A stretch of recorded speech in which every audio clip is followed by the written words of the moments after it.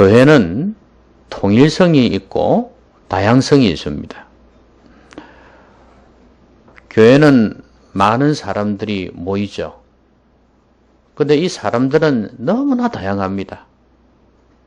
자란 배경이 다르고 배운 배경이 다릅니다. 각 사람의 성격도 너무 달라요. 그래서 교회는 다양성이 있을 수밖에 없습니다. 그러면서 동시에 교회는 통일성이 있습니다. 왜냐하면 교회의 머리는 예수님이시기 때문입니다. 그래서 예수님의 말씀으로 뭉쳐지는 것이 교회입니다. 그런데 세상 사람들하고 교회 성도들하고 차이점이 뭐냐 하면 우리가 세상 사람들을 보면 통일성이 없습니다. 대부분 각자의 생각을 가지고 살아갑니다. 정말 사람마다 성격이 다르고 또 생활 습관이 다르고 말하는 것이나 행동하는 것이 다 다릅니다. 어떨 때는 어떻게 저런 사람이 있나 싶을 정도로 궁금스러운 그런 사람도 있어요. 자, 그런데 이렇게 다양성이 있는 세상 사람들도 통일성을 보일 때가 있어요. 언제입니까? 옛날에 2002년에도 그랬고요. 좀 중요한 경기를 한다 싶으면 어떻게 그렇게 하나가 되는지 몰라요. 베트남도 보니까 그렇더라고요. 박항서 감독이 이끄는 그 대표팀이 축구를 하면은 그냥 온 동네방네 사람들이 다 모여서 하나가 되어서 응원을 합니다. 그때만큼은 하나가 되어 있어요. 어떤 면에서 하나가 된 겁니까? 우리나라가 이겨야 한다는 거. 그 하나의 생각으로 뭉치는 거 아니겠어요? 그래서 같이 응원을 한단 말이죠. 이 통일성이란 것이 성도들에게도 있을 수 있고 있어야 합니다. 하나님의 말씀대로 순종하며 살아야 된다는 것. 그 마음 때문에 이 통일성을 가지고 있는 거 아니겠어요? 그런데 이 다양한 사람들을 보면서 우리는 왜 저렇게 살까 하는 그런 생각을 가지는 사람들도 있어요. 아니, 사람은 어떤 면에서는 각자가 저렇게 살아가는 모양이다. 이 자란 배경이 다 다르니까, 배운 것이 다르고 안에 들어있는 지식이 다 다르니까, 또 성격이 다르니까 저렇게 살아갈 수밖에 없는 모양이다. 이렇게 생각하고 포기할 수도 있습니다. 그러나 우리 주님께서는 하나님의 말씀을 따라서 살기를 원하십니다. 다양성이 있지만 그 다양성 속에 통일된 하나님의 말씀이 흘러가기를 원하십니다. 오늘 세 부류의 사람들이 예수님께 나와왔어요. 한마디로 이야기하면 어떻게 살았으면 좋겠냐 하고 질문하는 것입니다. 그런데 이 사람들은 그렇게 마음씨가 좋지를 못해요. 어떤 면에서는 자기들이 살아가고 있는 바를 예수님께 증명이라도 하듯이 또 예수님 당신의 말씀이 옳지 않다는 것을 보여주기 위해서라도 질문하는 듯이 보입니다. 제일 먼저 바리새인과 헤롯 왕이라는 사람이 나오지 않습니까? 이 사람들이 예수님께 와서 세금을 바치는 게 옳으냐 그러냐 이렇게 질문을 던지고 있습니다. 바리새인과 헤롯 왕. 바리새인은 여러분 다 알다시피 헤롯 왕하고 이 권력하고 손을 잡은 사람이에요. 그러니까 이 사람들은 상당히 정치적입니다. 그러면서도 자기들은 제일 잘 믿는다고 생각하는 사람들이죠. 그러니까 정치성이 있는 질문을 했죠. 그죠? 세금을 바쳐야 될까요? 말아야 될까요? 또 한 부류의 사람은 사두개인들입니다. 부활이 없다고 생각하는 사람들이에요. 그래서 바리새인들은 부활이 있다고 그러거든요. 이 사람들은 부활이 없다고 그러는데 그 예수님은 뭐라고 그랬습니까?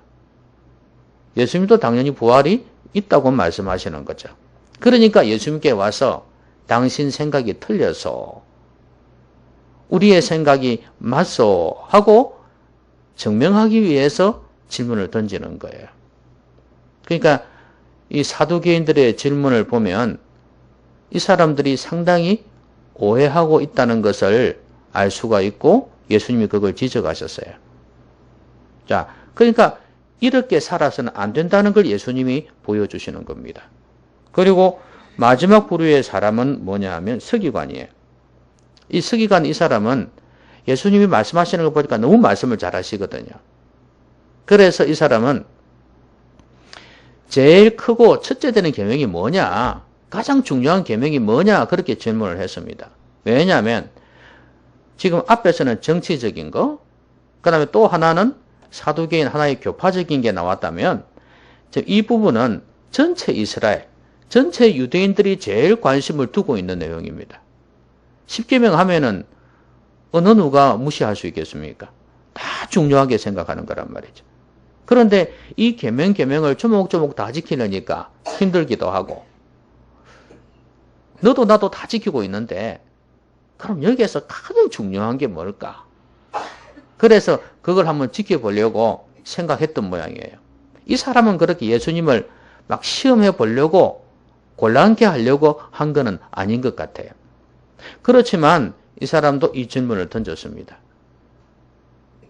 예수님께서 크고 첫째 되는 계명이 뭔지, 제일 우선순위에 뭘 붙들어야 될지를 가르쳐 주신 것입니다. 이 세 부류의 사람들과 이들의 질문은 그들이 어떻게 살아야 될 것인가도 가르쳐 주지만 우리 자신들이 어떻게 살아야 하는가를 보여주는 중요한 내용입니다. 오늘 통일성을 가져야 되고 하나님 말씀 앞에서 하나가 되어서 살아가야 될 우리들이 무엇을 하며 살아야 될지, 어떻게 살아야 할지 이 말씀을 통해서 좀 살펴보기를 바랍니다. 자, 제일 먼저 이 가이사에게 세금을 바쳐야 되냐 말아야 되냐 이 질문을 던진 바리새인과 헤롯 당 이들의 그 질문을 한번 봤으면 좋겠습니다. 여기에서는 우리에게 뭘 가르쳐 주냐 하면 균형 잡힌 삶을 살아라는 거예요. 예수님의 답이 무엇이었습니까? 데나리온 하나를 가져오라고 말씀하시고 여기에 누구의 형상과 글이 있느냐 그랬지 않습니까? 그러니까 가이사의 것입니다. 이랬더니 예수님께서 가이사의 것은 가이사에게 하나님의 것은 하나님에게 바치라 이렇게 말씀을 하셨어요. 여러분 가이사가 누굽니까? 케사르, 카이사르, 시저 이렇게 이름 불리는 로마 황제입니다. 그러니까 무슨 말이에요? 그 당시에 로마 속국이니까 로마의 식민지란 말이죠. 그러니까 이 사람들은 당연히 로마에 세금을 넣어야 되는 거예요. 만약에 이걸 안 낸다 하면 그냥 두지를 않을 겁니다. 반역죄로 처벌을 할 겁니다. 그런데 이 사람들은 성전세를 내거든요. 하나님께 성전세를 낸단 말이에요. 물론 또 제사를 드리러 갈 때는 또 여러 각종 제물을 내지 않겠습니까? 근데 이 사람들은 이걸 빌미로 해서 예수님을 곤란하게 하려고 했던 겁니다. 아무래도 자기들이 볼 때는 예수님이 그리고 진실한 신앙을 가진 사람들이 이 로마 정부에 대해서 또 그 열심당원들 있죠. 예수님을 따라다닌 제자들 중에서 열심당원들이 있잖아요.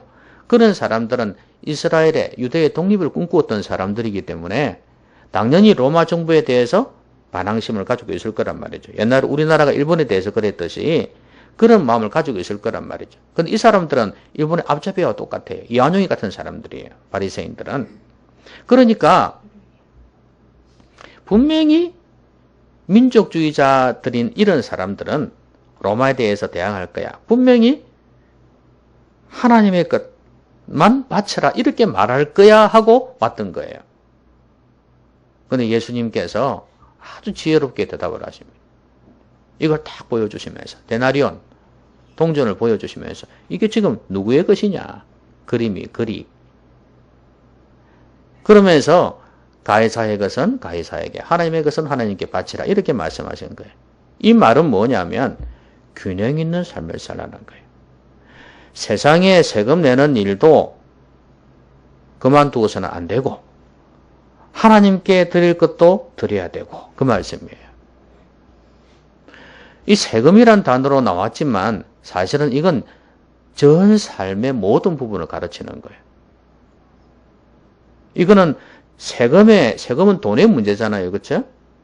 돈을 준다는 것은, 드린다는 것은 내 마음도 준다는 거고 거기에 내 가치관도 들어있는 거예요.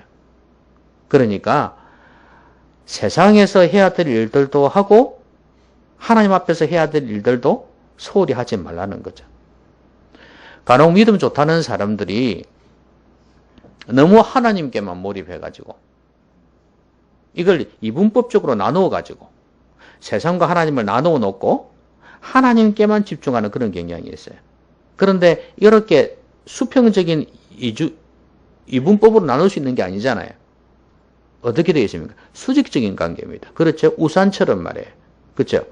하나님께서 위에서 다스리시고 밑에 세상이 있는 거 아니겠습니까? 이 관계로 이해를 해야 되는데 자꾸 옆으로 놓고 반을 잘라놓고 그래놓고 하나님께만 치우치는 경향이 있어요. 그리고 세상의 영역에 나가야 되냐 말아야 되냐 이런 식으로 생각하는 거예요. 아니에요. 하나님은 위에서 다스리시는 분이에요. 그 밑에 세상이 다스림을 받고 있습니다. 그런데 우리가 이 세상에서 하나님을 경외하고 하나님께 해야 될 것을 먼저 하고 우선시해야 되는 건 사실이에요. 그게 제일 중요하지만 그러나 밑에 세상에서 해야 될 일들도 해야 된다는 거.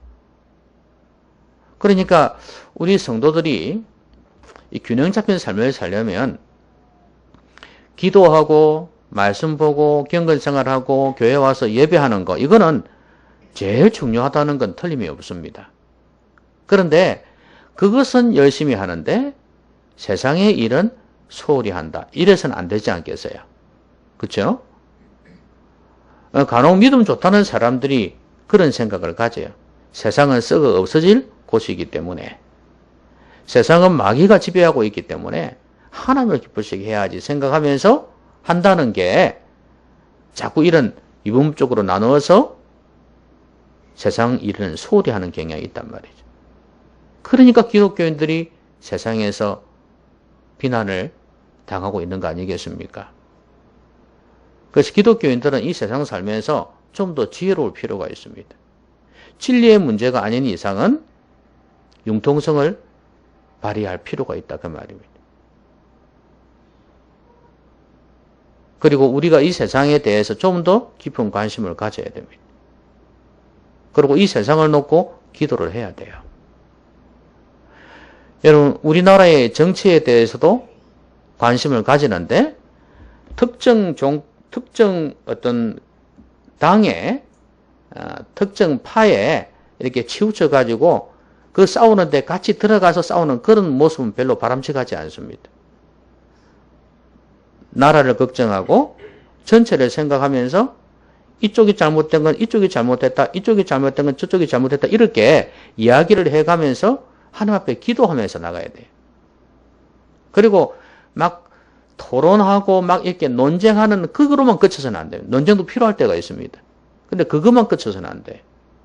하나님 앞에 기도할 수 있어야 됩니다. 그러니까 항상 절대적으로 옳은 것 없고 절대적으로 그런 것 없어요. 성도는 정치에 관심을 가지지 말아야 되는 겁니까? 아니죠. 관심을 가져야 돼요. 그리고 기도해야 돼요. 이 나라의 경제를 놓고 어떻게 해야 됩니까? 여러분 이게 우스운 거예요. 서민들은 경제 때문에 힘들어하고 죽어가는데 성도들은 교회는 그걸 내몰라라 하고 가만히 있다? 이거 우스운 이야기 아니에요. 기도하면 되지. 기도해야죠. 그러면 기도해야 되는데 몰라서는 되겠습니까? 알아야 되는 거예요. 알고 기도해야 되는 거죠. 기도의 정보라는 게 얼마나 중요한데. 시간 지난 것 가지고 기도해봤자 소용없어요. 그때 닥칠 때마다 우리가 기도를 해야 된단 말이에요. 그리고 환경 문제도 마찬가지입니다. 기독교인들이 어떨 때 보면 놀러 가가지고 막 휴지고 뭐고 던져놓고 오는 경우가 많이 있어요. 이게 바로 우리 교인들끼리 가서 놀면 된다, 즐거우면 된다, 이 이기적인 생각이거든요. 이게 균형 잡히지 않는 삶이에요. 그리고 세계를 보면서도 우리는 기도해야 되는 거예요. 아, 우리나라만 잘 살면 된다. 우리나라만 민주국가이면 된다. 아니에요. 이슬람권에, 그 다음에 공산국가가 얼마나 독재를 하고 많은 사람들이 힘들어하는지 여러분 알고 계시지 않습니까? 어떻게 그들을 위해서 기도하며 또 실제적으로 도움을 줄 수 있을지를 생각해야 합니다. 우리는 개인은 힘이 약하죠. 그렇지만 전체 힘은 큽니다. 그래서 이런 일들을 해나가야 됩니다. 어제 뉴스에는 이런 게 나왔어요. 인도에서 모녀가 남자들 5명으로부터 성폭행을 당할 상황이 생겼습니다. 그래서 저항을 한 거예요. 저항을 했는데 이놈들이 이 두 모녀를 끌고 가가지고 미용실에 가가지고 머리를 삭발을 시켜버린 거예요. 그리고 저항했다고 동네를 주민들이 또 결의해가지고 동네를 끌고 다니게 한 거예요. 돌아다니게 한 거예요. 착발한 채로. 여자로서는 수치 아닙니까? 그런데 보십시오. 이게 마을회의에서 이거 결정해가지고 그렇게 했다는 거예요. 그 5사람이 그 주도했겠죠. 힘 있는 사람이겠죠. 여러분, 이런 걸 보면서 뭘 느낍니까? 카스트 제도가 없어졌다 하지만 아직도 그들의 의식 속에는 그게 있습니다. 많이 남아있어요. 북한에서 공산당원이 때문에 모든 특권을 누리지만 당원이 되지 않는 사람들은 평양 위에서 살 뿐만 아니라 많은 어려움을 당합니다. 그러니까 보십시오. 이런 걸 보면서 우리가 어떤 마음을 가져야 됩니까? 기도해야 되는 거예요. 바뀌기를 위해서 애써야 되는 거예요. 그러니까 우리는 교회 안에서만 머물러 있어서는 안 되고 교회 밖에도 관심을 가져야 되고 성도인 나 자신만 신경 쓸 게 아니라 다른 사람에 대해서도 신경 써야 될 뿐만 아니라 또 영역에 있어서도 신앙생활 하나니 그러니까 어떤 영적인 생활이 있지 않습니까? 이것뿐만 아니라 육적인 생활까지도 다 신경을 써야 된다는 거예요. 이게 균형 잡힌 삶이에요. 기독교인들은 하나님의 가치가 하나님의 말씀이 온 삶의 영역에 흘러가도록 해야 한다는 거예요. 너무 중요합니다. 가이사의 것은 가이사에게, 하나님의 것은 하나님에게. 한쪽으로 치우치지 않는 균형 잡힌 삶. 이게 필요합니다. 그 다음에 이 부활이 없다 하는 사두개인들이 이제 예수님은 부활이 있다 하니까 나름대로 뭔가를 제시를 하면서 예를 들면서 이래도 부활이 있다 할 거냐 이렇게 이야기를 하는 거죠. 그게 뭐냐 하면 이스라엘에는 형사 취수 제도가 있습니다. 형이 죽으면 동생이 형수를 취하는 제도예요. 그러니까 지금 있을 만한 상황도 아닌데 그걸 만들어냈습니다. 7형제가 있었다 이거죠. 제일 큰 형님이 결혼해서 아내를 두었는데 죽어버렸어요. 큰 형님이 죽었습니다. 그러면 둘째가 형수를 취할 거 아닙니까? 그래서 아이를 놓게 이제 그 계대법이라고 그러는데 계속해서 세대를 이어갈 수 있도록 하기 위한 것입니다. 그래서 이제 또 죽었어. 이런 일이 잘 없잖아요. 없는 일들을 갖다 만들어가지고 지금 물어보는 거예요. 또 죽어서. 막내가 형수를 취했습니다. 자, 그래가 다 죽었다 이거예요. 참, 상상력이 대단하지요? 자, 그런데 만약에 이제 당신들 말처럼 부활이 있다면, 나중에 어떻게 되겠냐? 누가 누구의 아내가 되겠냐? 남편은 누가 되겠냐 이거예요. 그때 예수님께서 너희들이 성경도 하나님의 능력도 알지 못함으로 오해하였도다. 사람이 죽은 자 가운데서 살아날 때에는 장가도 아니 가고 시집도 아니 가고 하늘에 있는 천사들과 같으니라. 여러분, 천사들이 몸이 있습니까? 없습니까? 천사들이 몸이 있을까요? 없을까요? 날개가 있으니까 몸이 있겠죠. 그죠? 여러분, 천사 하면은 날개 달고 다니는 하얀, 날개 달고 다니는 그걸 상상하지 않습니까? 그게 천사가 아닙니다. 천사는, 우리 눈에는 잘 안 보이죠. 영적인 존재인데, 그런데 성경에 보면 천사가 몸으로 나타나요. 그렇죠? 천사 몸이 있습니다. 그런데 이제 우리 눈에는 숨어 있을 뿐이고, 그러나 또 실제로 나타나기도 하고, 그래서 몸이 우리 육신을 가진 우리 인간하고는 다르다는 이야기죠. 그럼 우리가 부활할 때는 그런 존재가 된다는 거예요. 몸이 영화로운 몸으로 살아나겠죠. 그죠? 예수님도 부활하시고 난 뒤에 어땠습니까? 공간을 초월해서 문이 닫혀 있는데도 들어오시고 나가고 그러셨거든요. 그러니까 이런 걸 보면 사람의 지금 몸하고 다르기 때문에 시집가고 장가가고 하는 게 없다 그 말씀이에요.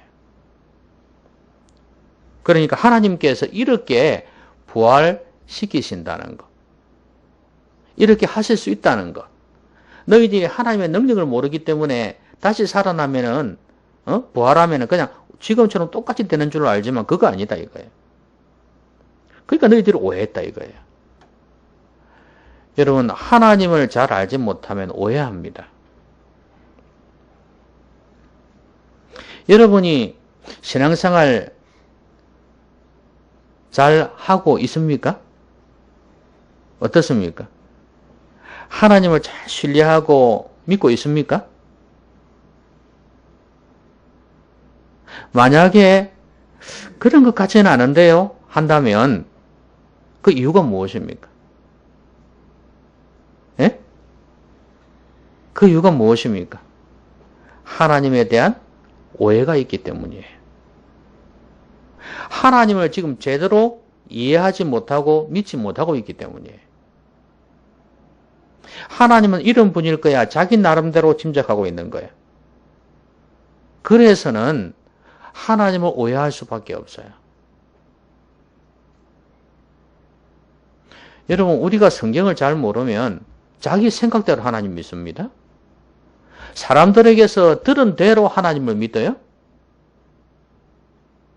에어컨을 켜주니까 너무 포근한 모양이에요. 시원해서 지금 그죠? 너무 포근한 모양이에요 다들. 그죠? 좀 덥고 이래야 짜증이 나서 잠이 안 와야지 하나님 말씀을 잘 들을 건데. 그죠? 시원하게 너무 좋으니까 막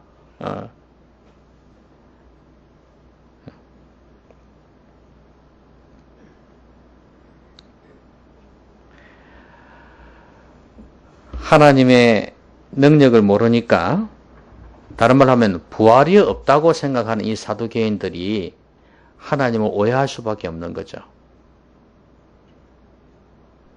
그러니까 그 생각 속에서 살아가는 거예요.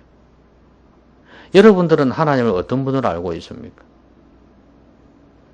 성경에서 하나님을 어떤 분으로 배웠습니까?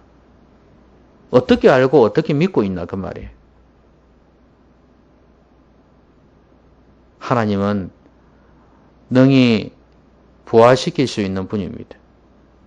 그리고 하나님은 살아계신 분이에요. 뒤에서 계속 예수님이 하시는 말씀이 그거 아니에요. 아브라함의 하나님, 이삭의 하나님, 야곱의 하나님, 그렇게 기록된 걸 못 봤냐? 하나님은 지금 죽은 자의 하나님이 아니라 살아있는 자의 하나님이라는 거죠. 죽으면 끝이 아니라는 이야기죠. 이런 걸 볼 때 너희들의 부활이 없다는 말은 틀린 것이다. 그렇게 살지 말아라. 하나님 오해하면서 살지 말아라. 그 말씀이에요. 여러분, 하나님을 잘 배우십시오. 깊이 있게 배우십시오. 여러분 삶 속에서 하나님에 대한 오해, 하나님에 대해서 잘못되어 있는 생각, 그게 뭔지를 적나라하게 보시고 그걸 빨리 고치시고 제자리로 돌아와야 됩니다. 그렇지 않으면 이 사도개인들처럼 삐뚤어진 삶을 살 수밖에 없어요. 기준이 있어야지 뭐가 잘못됐는지, 뭐가 기준에서 벗어났는지 알 수 있을 거 아닙니까? 하나님 말씀 앞에서 하나님 말씀을 듣고 배우면서 하나님을 대하여 높아진 내 생각이 무엇인지를 빨리 간파를 하시기 바랍니다.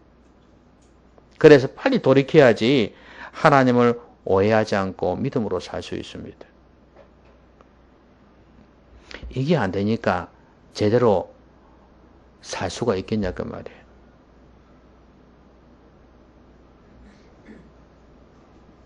하나님을 제대로 알고 있어도, 이해하고 있어도 신앙생활 제대로 할까 말까 한데, 하나님에 대해서 오해를 하고 있는데 무슨 신앙생활을 잘할 수 있겠냐 그 말이에요. 여러분, 많을 겁니다. 여러분 생각 속에 오해하고 있는 거 참 많을 거예요. 성경도 오해하고 있고 성경도 잘못 알고 있는 것도 많이 있을 거고, 하나님에 대해서, 예수님에 대해서도 잘못 이해하고 알고 있는 거 많이 있을 겁니다. 지식적으로도 그렇고 여러분 경험적으로도 그럴 겁니다. 하나님의 말씀이 아니라는 건 아닌 거예요. 바로 알고 바로 믿으십시오. 그래서 절대 하나님을 오해하는 일이 없기를 바랍니다. 그 다음에 마지막 이 서기관이 와서 모든 계명 중에 첫째가 무엇입니까? 하고 물었습니다. 그때 예수님께서 무슨 말씀하셨죠? 10계명을 요약해서 말씀하셨죠. 먼저 하나님을 사랑하라. 그 다음에 이웃을 사랑하라. 이 두 가지였습니다. 그러면 내 마음을 다하고 목숨을 다하고 뜻을 다하고 힘을 다하여 주 너의 하나님을 사랑하라. 이렇게 말씀하셨는데 이 말씀은 1계명과 4계명, 이 말씀을 요약한 거 아니겠습니까? 그리고 내 이웃을 사랑하라 하신 말씀은 5계명부터 10계명까지를 요약한 거예요. 근데 사람들은 이제 이 항목을 1계명부터 10계명까지 항목을 지키기 위해서 애를 쓰잖아요. 요거 어떻게 지킬까 이렇게 애를 쓸 거 아니에요. 그렇게 애를 쓰고 거기서 또 못하면 갈등하고 뭐 이러지 않습니까? 꼭 율법 항목을 지키는 것처럼 그렇게 지키고 있는 모습을 보면서 주님께서 그게 아니라는 걸 말씀하신 거예요. 서기관도 이 율법이나 이런 걸 다루기 때문에 요 중에서 어느 게 클까 생각을 많이 했던 것 같아요. 그런데 주님께서 일목요연하게 이것들을 딱 정리를 해 주신 거예요. 그럼 뭡니까? 제일 중요한 건 하나님과의 관계라는 거예요. 제일 중요한 걸 붙들으라는 거예요, 지금. 하나님과의 관계, 이 문제가 되어져야지 그 다음 문제도 해결될 거 아니에요. 그렇죠. 왜? 이 모든 게 하나님 말씀이니까. 하나님이 주신 계명, 명령이니까. 그러니까 하나님과의 관계를 바로 해라. 뭐 우상을 만들고 다른 신을 섬기고 이게 문제가 아니고, 안식일을 기억하고 망령되이 하나님의 이름을 일컫지 말고 이게 문제가 아니라, 그 항목이 중요한 게 아니라 하나님을 마음을 다하여 목숨을 다하여 사랑한다면 이 문제는 저절로 해결될 거다 이 말씀이에요. 이 네 가지는 어떤 면에서 보면 실천 덕목이에요. 그렇잖아요. 실천 덕목이지 하나님을 사랑하는 마음이 없이 이것들을 아무리 지켜본들 율법 조항을 종교적으로 지키는 것밖에 더 되냐 이거예요. 그래서 주님께서 이걸 일깨우신 거예요. 하나님을 사랑해라. 너의 마음과 목숨을 다해서, 뜻을 다해서, 정성을 다해서 하나님을 사랑해라.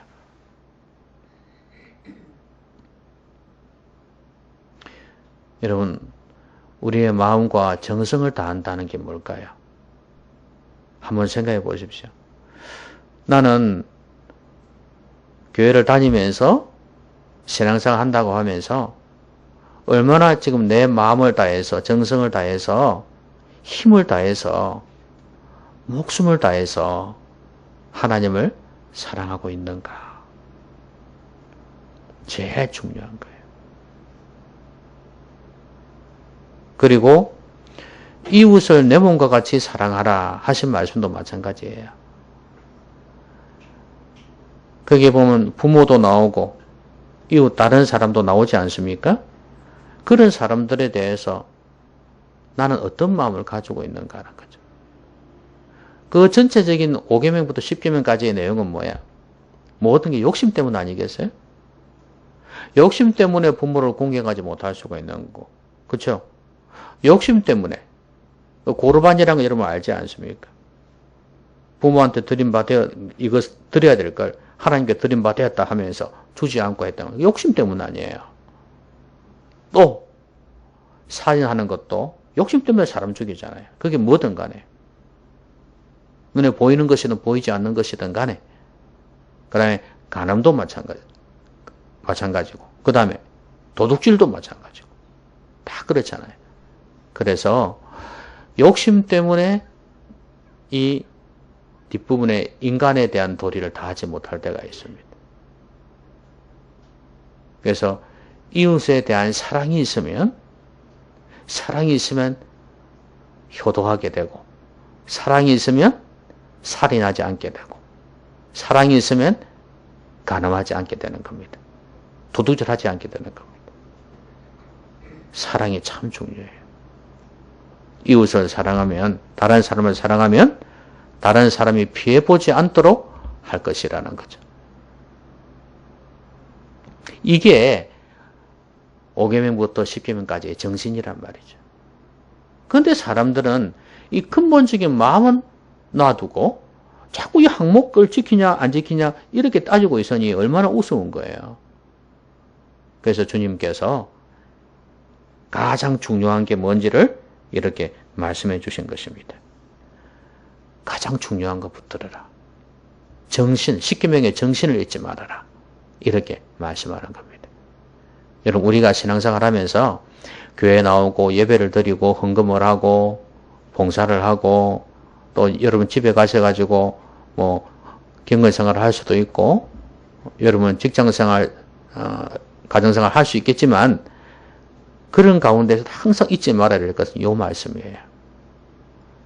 하나님을 사랑하라.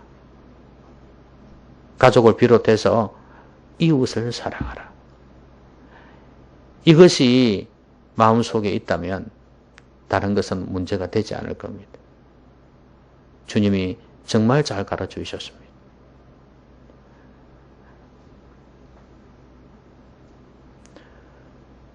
어쩌면 정치적인 문제, 아주 민감한 문제죠. 이 부분에 있어서 균형 잡힌 삶을 살라고 권면해 주셨습니다. 그리고 너무 영적인 것만 추구하지 말아라. 그것도 말이 이상해요. 영적인 것만이 아니라 영적인 것을 추구하되 그 영적인 것이 세상의 모든 육적인 면에서 흘러가도록 해야 된다는 거. 그걸 잊지 말아야 된다는 거고. 그 다음에 오해하는 삶이 없어야 된다. 잘 배우고 잘 알아서 하나님을 오해하거나 성경을 오해하는 일이 없도록 해야 되겠다. 오해를 하면 내 생각대로 살아요. 내 고집대로 살아요. 하나님을 바로 알고 바로 섬길 수 있어야 되겠습니다. 가장 중요한 것을 붙들어야 된다. 항목 거기에 너무 마음 두지 말고 진짜 중요한 게 뭔가 그것을 붙들면 다른 지엽적인 것은 그대로 따라오게 되어 있다 하는 걸 잊지 말았으면 좋겠습니다. 정치적이고 야합하는 바리새인, 자기 나름대로의 교리를 가지고 믿고 있는, 자기 고집을 가지고 살아가는 사람들이죠. 사두개인들. 그리고 하나님을 잘 믿고자 하지만 진짜 중요한 걸 모르고 조목조목 율법 항목 여기에만 신경 쓰고 살아가는 종교인, 이 사람들에게 주님께서 아주 지혜로운 답을 주셨습니다. 우리에게 주시는 말씀이기도 하고요. 어떻게 살아야 될까요? 오늘 이 말씀대로 순종하며 살아가시기 바랍니다. 기도하십시다. 오늘 말씀 생각하면서 하나님 균형 있게 살게 해달라고, 하나님을 성경을 오해하지 않게 해달라고, 가장 중요한 걸 붙들고 살아가게 해달라고 우리 같이 한번 기도하겠습니다.